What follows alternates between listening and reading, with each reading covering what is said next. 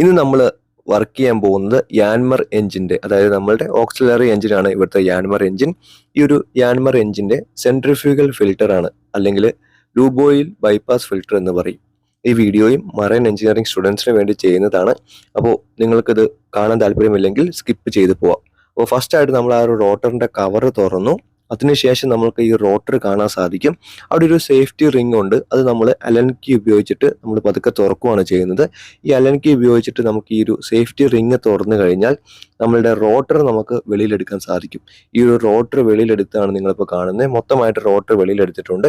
ഇതിൻ്റെ important checks ഞാൻ ഇവിടെ കൊടുത്തിട്ടുണ്ട്. അപ്പോൾ ഈ കാര്യങ്ങളാണ് നമ്മൾ മെയിനായിട്ട് ചെക്ക് ചെയ്യേണ്ടത്. ഫസ്റ്റ് നമ്മൾ ഈ ഒരു റോട്ടറിൻ്റെ ഇത് തുറക്കുവാണ്, നട്ട് തുറക്കുവാണ്. ലോക്കിംഗ് നട്ട് ഉണ്ട്. ആ ഒരു ലോക്കിംഗ് നട്ട് നമ്മൾ 60-ന്റെ സ്പാനർ വെച്ചിട്ട് തുറക്കുവാണ് ചെയ്യുന്നത്. ഭയങ്കര ടൈറ്റൊന്നും അല്ല, നമുക്ക് ചെറുതായിട്ടൊന്ന് ഹാമർ തട്ടിക്കഴിഞ്ഞാൽ തുറന്നു വരും.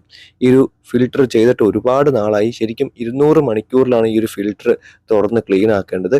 ഇത് ചെയ്തിട്ട് ഒരുപാട് നാളായിട്ടുണ്ട്. അതുകൊണ്ട് ഇതിൻ്റെ അകത്ത് ഒരുപാട് സ്ലഡ്ജ് ഉണ്ടെന്ന് എനിക്കിത് ഓപ്പൺ ആക്കിയപ്പോൾ തന്നെ മനസ്സിലായി. ഞാനൊരു ഷിപ്പിൽ ജോയിൻ ചെയ്തപ്പോൾ തന്നെ ഈ ഒരു ഫിൽറ്റർ ഒരു 2 വീക്സ് കഴിഞ്ഞപ്പോൾ തുറന്നു നോക്കി. ആ ഒരു ഫിൽറ്റർ നിറച്ച് സ്ലഡ്ജാണ്. നമ്മളുടെ ഷിപ്പിലെ ജനറേറ്റർ എഞ്ചിൻ്റെ ലൂബ് ഓയിൽ വളരെ ക്ലീൻ ആക്കാൻ വേണ്ടി ഉപയോഗിക്കുന്ന ഒരു പ്യൂരിഫയർ പോലത്തെ ഒരു എക്യുപ്മെൻ്റ് ആണ് ഈ ഒരു സെൻട്രിഫ്യൂജ് ഫിൽറ്റർ എന്ന് പറയുന്നത്.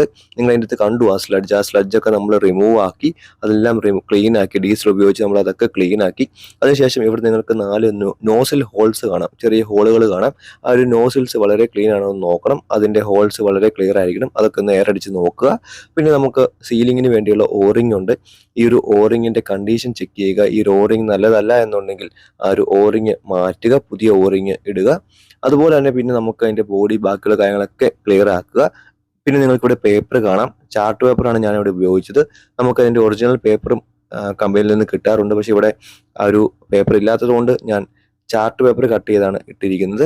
അപ്പോൾ ആ ഒരു പേപ്പർ ആയാലും കുഴപ്പമില്ല. അതിനുശേഷം നിങ്ങൾക്ക് ഇതിന് ഫുള്ളായിട്ട് ബോക്സ് ബാക്ക് ചെയ്യാൻ സാധിക്കും.